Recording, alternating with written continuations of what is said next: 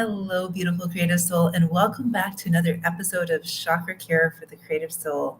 Hello, I'm your host, Pollyanna Blanco, and today's topic is all about 3 ways to befriend anxiety and transform it into an ally.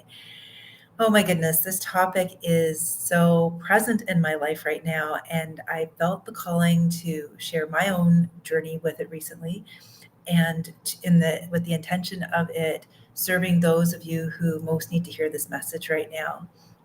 You know, one of the powerful gifts in anxiety that I missed many years ago is how, like anything at its core essence, it's just energy.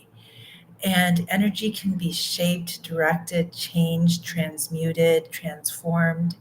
And so it's the stories that we hang upon these things we call like anxiety.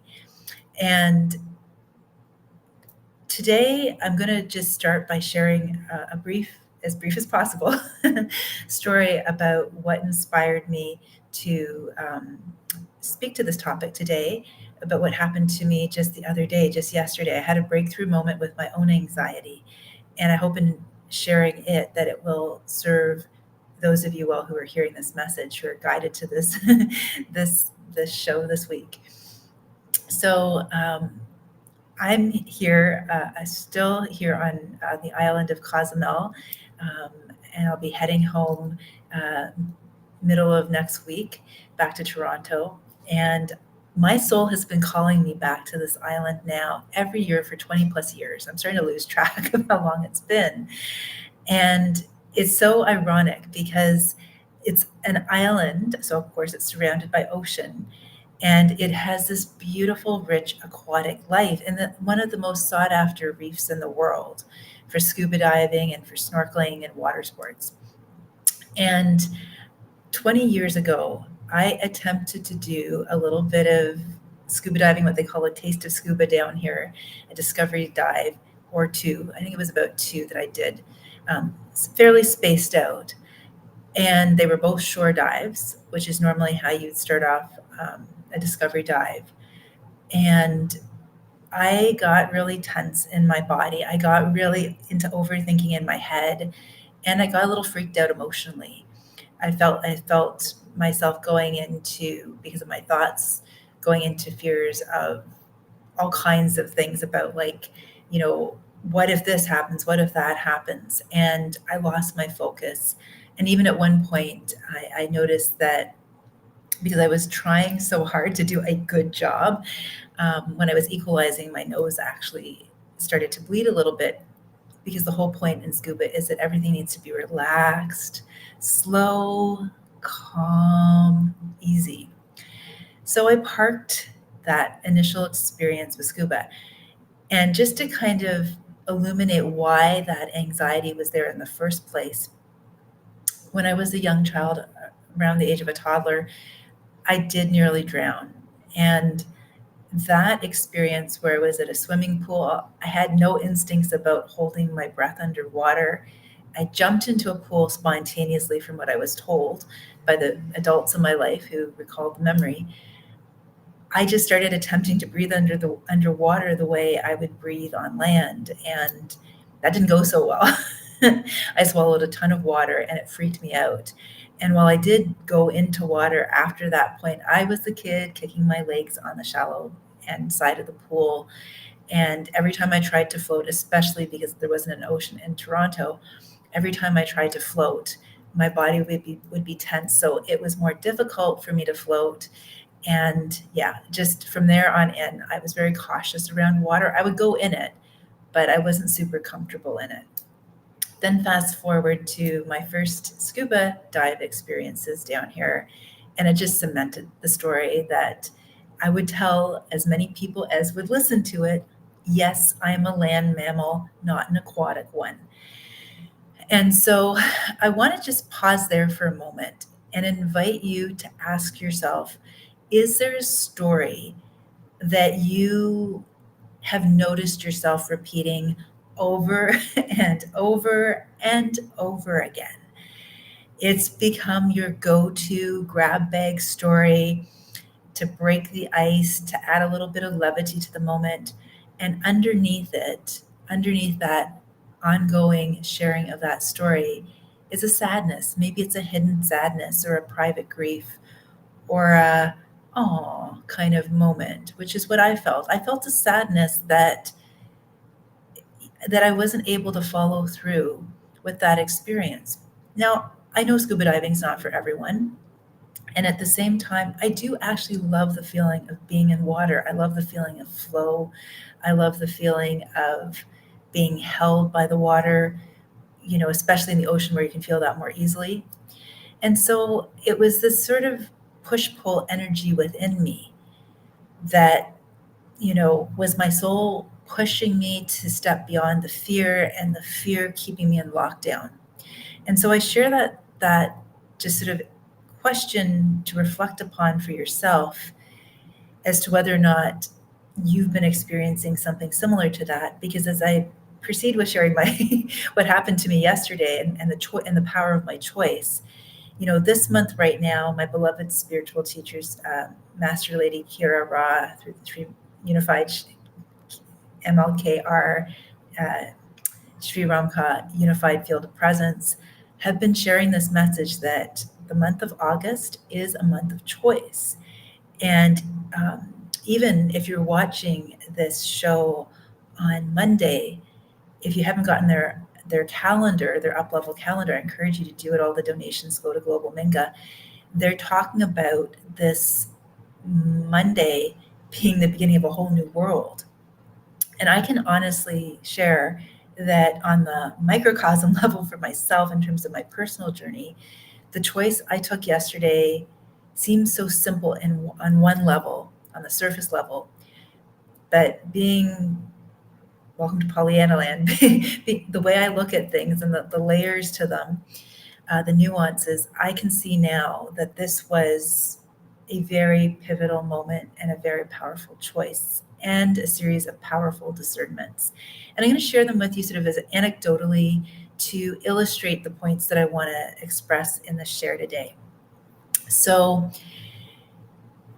last Saturday, I had a moment where it's incredibly hot down here, and I just had breakfast by the ocean, my favorite breakfast spot. It's actually called Blue Angel.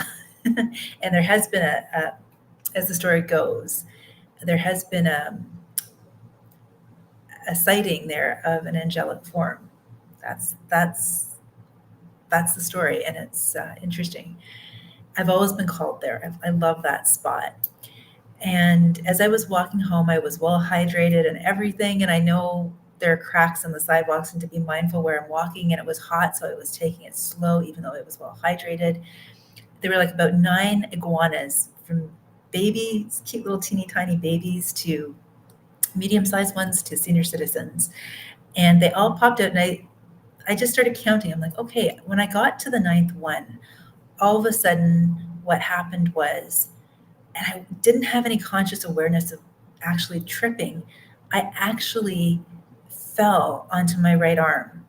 And when I fell onto that arm, the most unusual thing happened.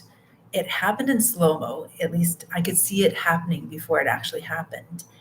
And I had the sense that this was actually a good thing. Now, to my logical reasoning mind, this was absurd. How could falling on my arm and potentially like hurting myself be a good thing? I had a flashback then to maybe I'm hearing it's like about 7 years ago. It's a rough sketch, to a time when I did fall down here on uneven ground, where I was under the weather, and there was a lot going on for me down here. And something good came out of that, although it wasn't obvious in the moment. And so I had this felt sense that something was activating inside of me. Something was tripping me up. I even got the message, I'm falling forward. And so from there, I noticed I was very fortunate. I didn't have any bruising. I had about a 3-inch, pretty bad looking scrape on my arm. However, it wasn't bleeding a lot. It was just a surface scrape. So my body was relaxed. When I fell, did the least amount of possible collateral damage. I stopped at the store to buy some Band-Aids, and then as I was walking home, I started to notice, maybe from other muscles in my body that habitually have a habit of tensing up, my lower back started to go out. And oh darn, the week before I'd had like a challenge with my psoas muscle. And I thought, okay, interesting. This is my root in my sacral chakra. And they are calling for more attention. And I knew in the background was this question, do I do a dive? Like, it hadn't been clear. I was sort of going with the flow down here to see if there was space on a boat, to see if I would have the opportunity. I didn't know what day it was going to be. So I think what was in the background was this low grade, it was even off my radar screen that it was anxiety, but it was this low grade, like, lack of certainty about if, when might this happen, wanting it to happen, and also having a little bit of trepidation about possibly doing a dive after 20 years. So I tended in the immediate moment to the scrape and to the lower back.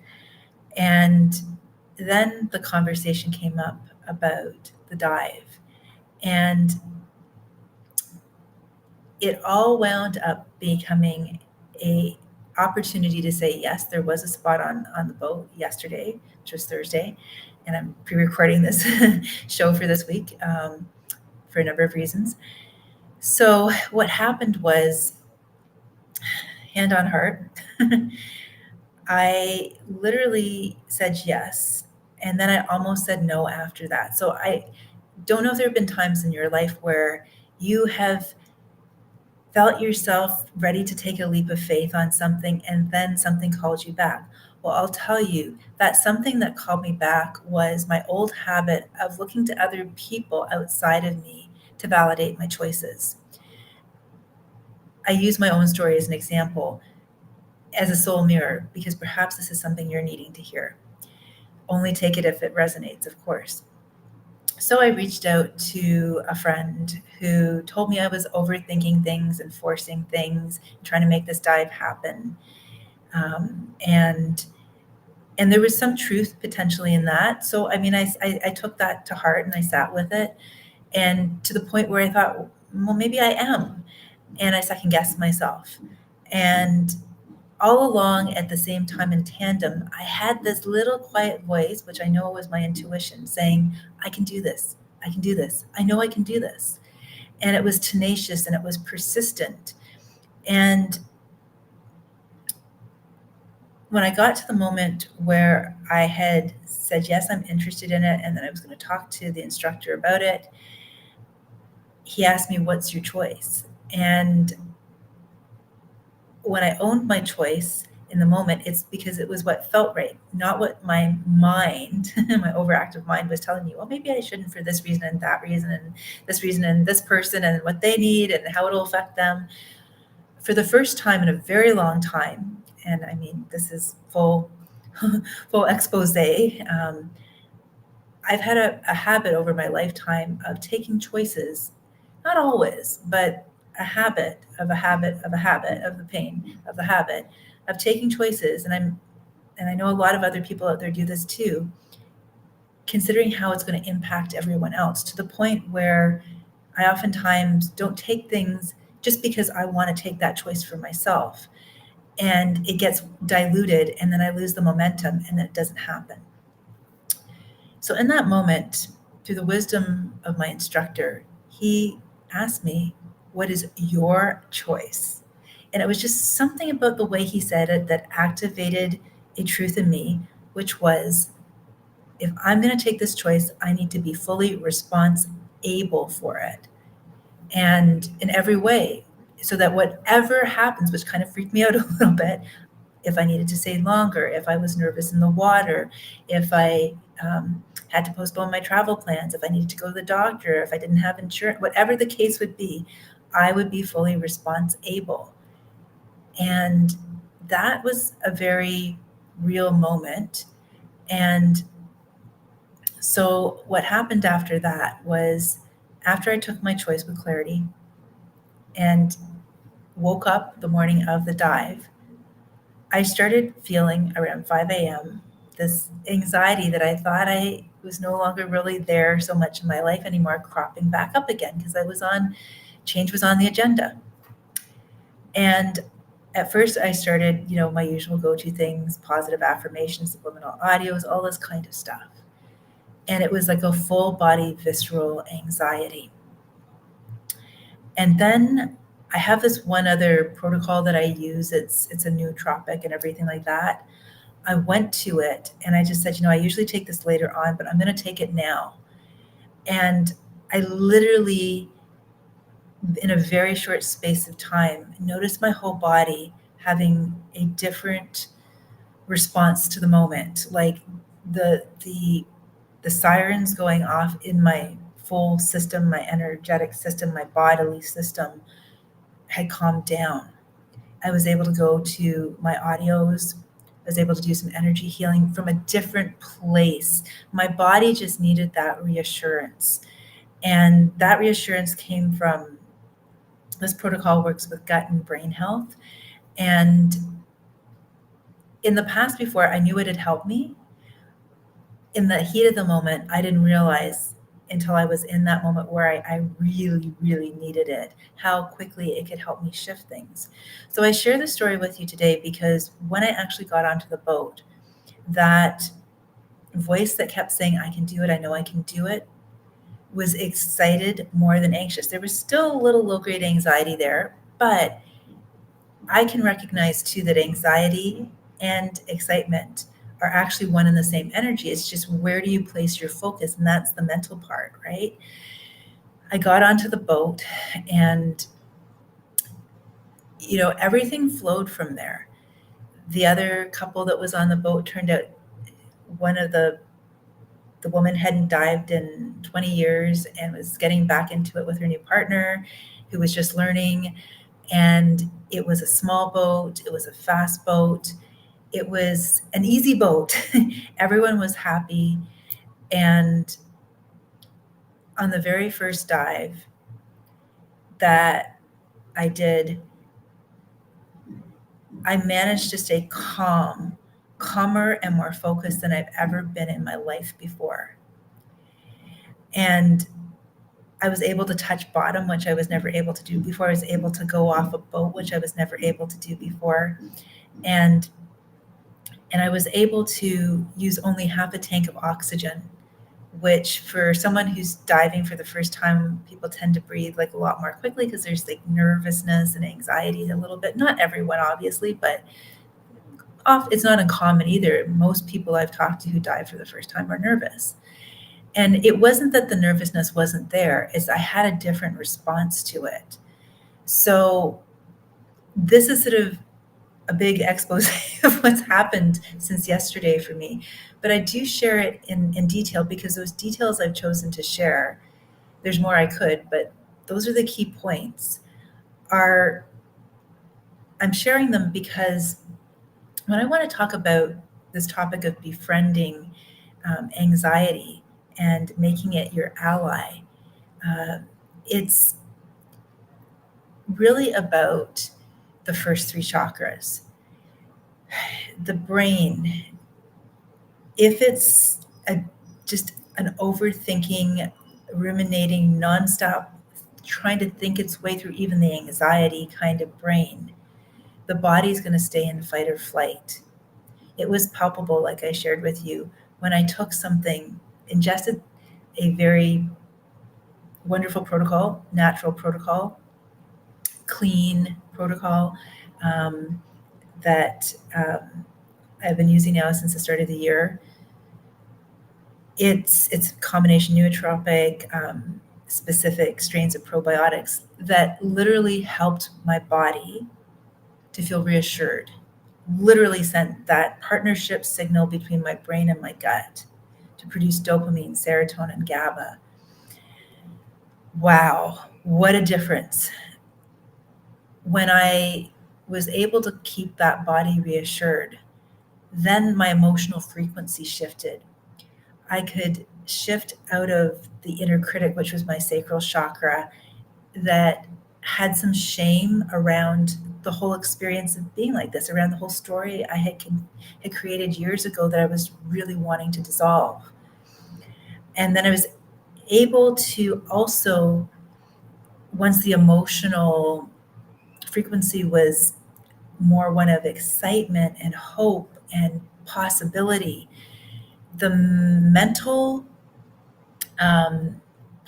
active part of that mental body, solar plexus chakra, was open to a new way of seeing myself, was open to a reframe, was open to a do-over, and was already seeing myself in the moment as I shifted through reassuring my body into raising my emotional frequency, into starting to see myself in real time through different eyes, as someone who was on a personality level courageous, on a soul level, someone who could say, I am trust, to a spirit level, someone who's surrendered to, there are some things I have control over, and there are other things that are way out of my locus of control.